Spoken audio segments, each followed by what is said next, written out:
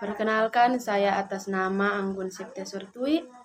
Di sini saya akan menjelaskan materi yang saya pilih, yaitu tentang pengertian belajar dan pembelajaran. Yang kedua, prinsip-prinsip belajar. Yang ketiga, hasil belajar. Dan yang keempat, tipe kegiatan belajar.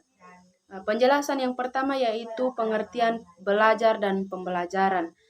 Belajar merupakan tindakan dan perilaku siswa yang kompleks. Sebagai tindakan, maka belajar hanya dialami oleh siswa sendiri. Sedangkan pembelajaran adalah usaha mengorganisasikan lingkungan belajar sehingga memungkinkan siswa melakukan kegiatan belajar untuk mencapai tujuan pembelajaran dengan menggunakan berbagai media dan sumber belajar tertentu. Penjelasan yang kedua yaitu prinsip-prinsip belajar. Ada banyak sekali teori dan prinsip belajar yang ditemukan oleh para ahli, yang satu dengan yang lain memiliki persamaan dan juga perbedaan. Adapun prinsip-prinsip belajar dan pembelajaran yaitu yang pertama perhatian dan motivasi. Perhatian mempunyai peranan yang penting dalam kegiatan belajar. Sedangkan motivasi adalah tenaga yang menggerakkan dan mengarahkan aktivitas seseorang. Yang kedua, keaktifan. Menurut teori kognitif, belajar menunjukkan adanya siswa jiwa yang sangat aktif jika mengolah informasi yang kita terima.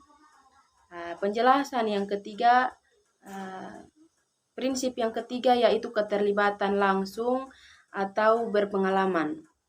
Dalam belajar yang menggunakan pengalaman langsung, siswa tidak sekedar mengamati secara langsung, tetapi ia juga harus menghayati, terlibat langsung dalam pembuatan dan bertanggung jawab dalam hasilnya. Prinsip yang keempat yaitu pengulangan. Prinsip belajar yang menekankan perlunya pengulangan barangkali. Yang ini paling tua adalah yang dikemukakan oleh teori psikologi daya. Prinsip yang kelima yaitu tantangan.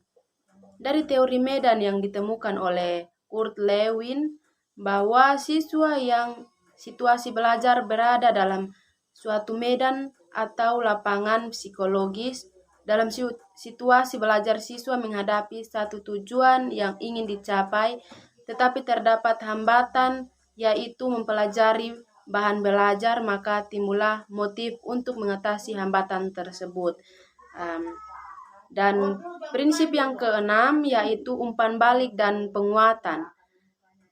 Prinsip belajar yang berkaitan dengan umpan balik dan penguatan terutama ditekankan oleh teori belajar operat conditioning dari B.F. Skinner.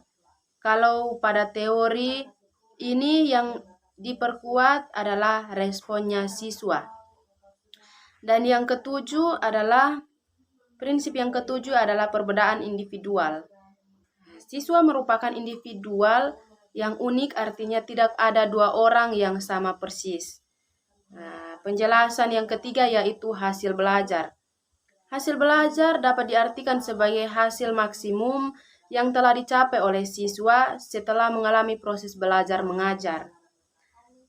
Hasil belajar menunjukkan kemampuan siswa yang sebenarnya yang telah mengalami proses pengalihan ilmu pengetahuan dari seseorang yang dapat dikatakan dewasa atau memiliki pengetahuan kurang. Yang keempat adalah tipe-tipe belajar. Secara eklektis, kategorisasi kegiatan belajar dirangkum menjadi tipe belajar, yaitu sebagai berikut. Yang pertama, keterampilan. Kegiatan belajar keterampilan berfokus pada belajar melalui gerak atau pola gerak yang terkoordinasi yang dilakukan peserta didik. Dan yang kedua yaitu pengetahuan.